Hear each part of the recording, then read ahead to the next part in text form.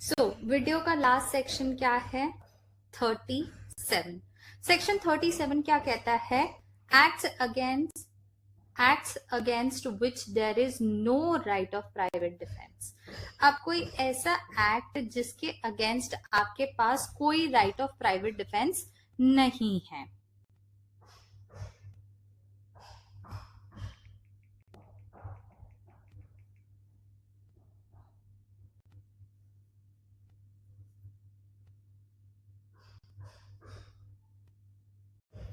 तो यहाँ पे बेसिकली ये वाला जो सेक्शन है ना, ये सेक्शन एक तरीके का एक्सेप्शंस की तरह भी काम करता है, ठीक है, जिसके अंदर क्या बताया गया है? Exception to what? Exception to right of private defence.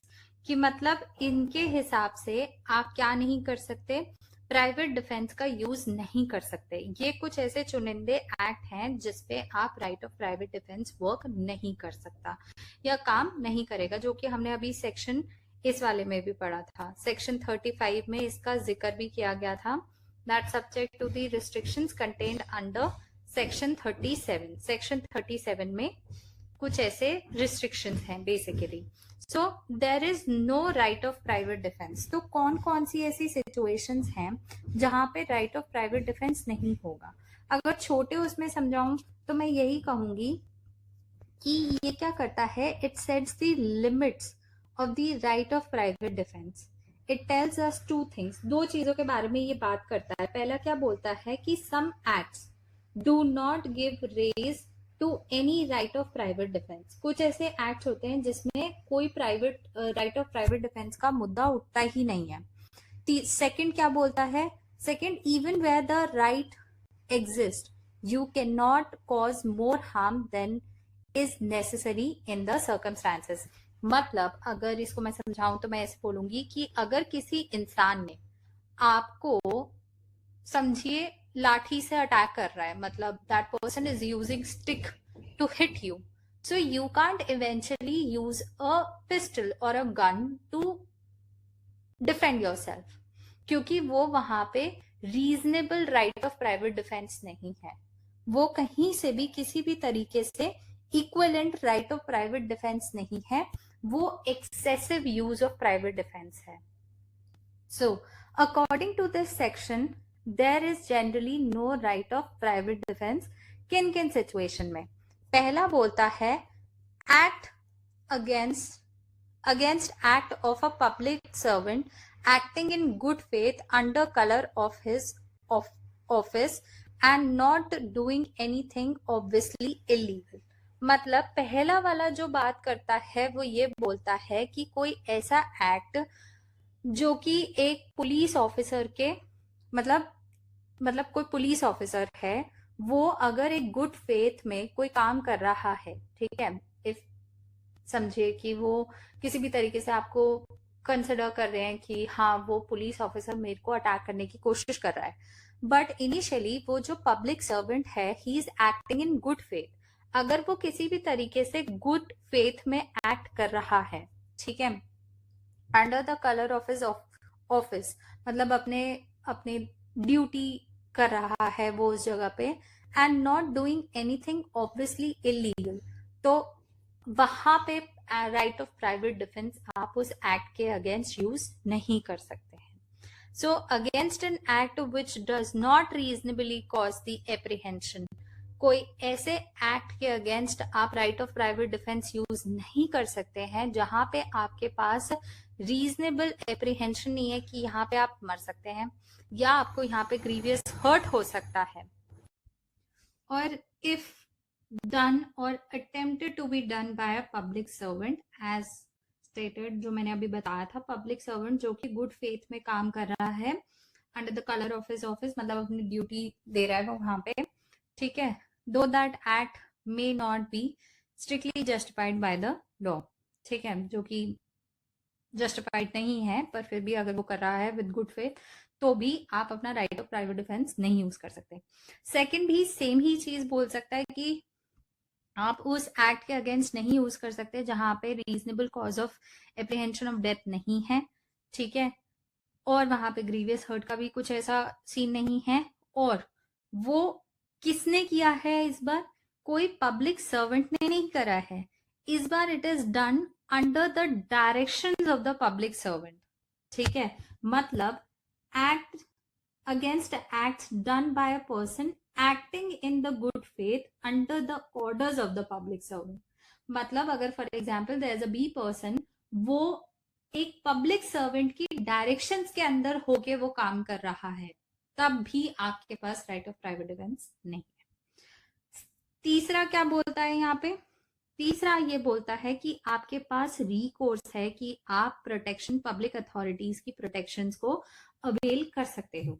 मतलब यहाँ पे आपके पास अपॉर्चुनिटी है कि आप किसी भी तरीके से, अगर आपके ऊपर अटैक हो रहा है और आपको दिख रहा है कि यार यहाँ पे मैं एक पुलिस ऑफिसर को कॉल करके बुला सकती हूँ या अथॉरिटीज को अप्रोच कर सकती हूँ, you have a reasonable period of time, तो उस जगह पे भी आप right of private defence use नहीं कर सकते। या फिर फॉर एग्जाम्पल पुलिस स्टेशन आपसे जस्ट बगल में ही है and you can flee from there और आप वहां पे जाके पहुंच सकते हैं, तो भी आप right of private defence use नहीं कर सकते।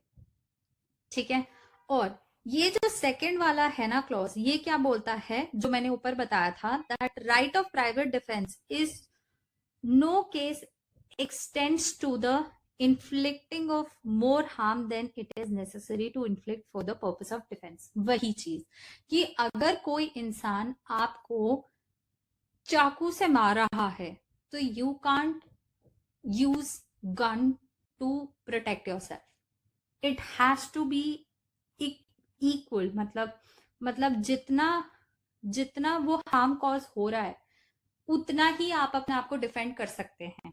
अगर मैं इसको बहुत सिंपल भाषा में समझाने की कोशिश करूं तो ये वही चीज के बारे में बात करता है। ठीक है, तो जैसे इसका ना बहुत फेमस एग्जाम्पल है, हर टीचर ये एग्जाम्पल चेपते हैं, जहां पे वो ये कहते हैं फॉर एग्जाम्पल अगर कोई इंसान आपको थप्पड़ मार रहा है, ठीक है, और थप्पड़ मार के समझिए वो भाग गया, तो यू कांट चेज हिम, ठीक है, विद अ स्वॉर्ड, या फिर आप उसे गोली से नहीं मार देंगे अपने आप को, स्टेटिंग दैट कि मैं तो अपना राइट ऑफ प्राइवेट डिफेंस का यूज कर रहा था। तो ये तो क्लियरली स्टेटेड है ना, ये तो क्लियरली शो हो रहा है कि आप अपने राइट ऑफ प्राइवेट डिफेंस का एक्सेसिव यूज कर रहे हैं। ठीक है, वहां पे राइट ऑफ प्राइवेट डिफेंस का कैसे यूज हो रहा है? एक्सेसिव यूज हो रहा है।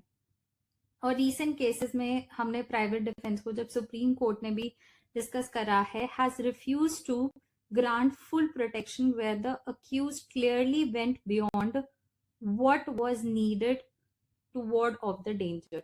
और वो भी चीज हमने देखी है कि फुल प्रोटेक्शन कुछ जगहों पे वो देते भी नहीं है, जहां पे वो ये देखते हैं कि मतलब अक्यूज अपनी लिमिट्स, मतलब अपनी राइट ऑफ प्राइवेट डिफेंस की लिमिट्स को एक्सेसिवली उसने यूज करा है, या उसने यूज करके उसका एक तरीके से मिस यूज करा है, जाहिर सी बात है। ठीक है, और ये दोनों ही explanations with respect to the public servant के, एक्सप्लेनेशन वन जो है पब्लिक सर्वेंट के रिस्पेक्ट में ही है, और ये सेकंड वाला भी पब्लिक सर्वेंट के जो डायरेक्शंस के अंदर काम करते हैं उसके रिस्पेक्ट में ही बोला गया है कि a person is not deprived of right of private defence, वो इंसान डिप्राइव नहीं है अपनी राइट ऑफ प्राइवेट डिफेंस में।